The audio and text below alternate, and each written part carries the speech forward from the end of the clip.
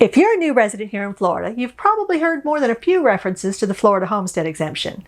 And you're probably wondering exactly what it is and how it applies to you. So today, we're going to talk a little bit about the Florida Homestead Exemption, what it is and why it's so darned important.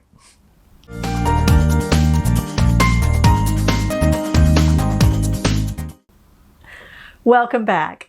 I'm Stephanie Frost and I'm a real estate agent here in Ocala, Florida. And this is my channel where I talk about all things real estate in the Ocala and Marion County area.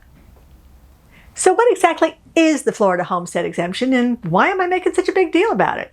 Well, here in Florida, filing for your homestead exemption is one of the most important things that you can do for yourself as a homeowner, because it can save you a bundle on your property taxes. And it works like this. Now, as every homeowner knows, every year you own your home, you're going to pay a tax on the assessed value of that home. Nobody's crazy about it, but there's no way around it, and it's just one of those things that we all have to live with. But here in Florida, having a homestead exemption can make those property taxes just a tad less painful. And it works like this. If the assessed value of your property is $45,000, then the first $25,000 of that is exempt from all property taxes, including the school tax. So only $20,000 is actually taxable.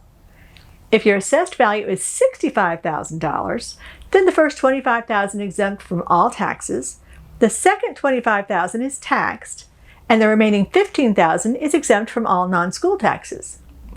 And if your assessed value is $85,000, then the first $25,000 of value is exempt from all property tax, the next $25,000 of value is taxable, the third $25,000 of value is exempt from all non-school taxes, and the remaining $10,000 of value is taxable, which means for most properties you're going to get a $50,000 tax break if you have the homestead exemption. Pretty sweet, huh?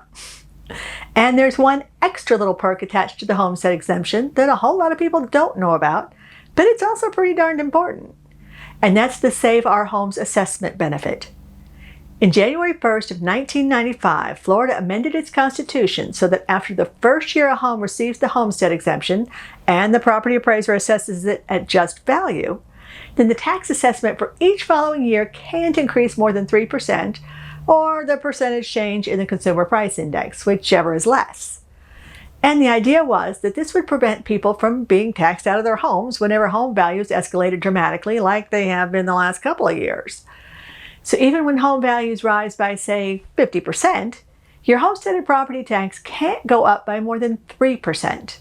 And I'm not a math whiz, but even I can see what a huge savings that can be on your property taxes. But just be aware that selling the property triggers a reassessment for tax purposes, which is why the taxes that were on your property before you bought it might be a whole lot different than after you bought it. Because the fact that the property sold triggered a new assessment, and now that Save Our Homes benefit no longer applies, at least until after your first year of ownership. But if you're on the selling side, you don't necessarily lose that Save Our Homes benefit when you sell your home in Florida.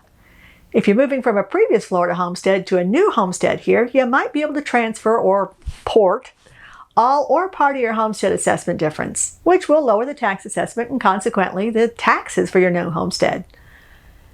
To transfer the Save Our Homes benefit, you got to establish homestead exemption for the new home within 3 years of January 1st of the year that you abandoned the old homestead. You also have to file the transfer of homestead assessment difference along with the homestead exemption application for the new homestead property. And just like the application for your homestead exemption, the deadline to file is March 1st. So now that you know all the good stuff that comes along with getting your homestead exemption, I'd imagine that you're wondering who qualifies for it and how the heck do you get it, right?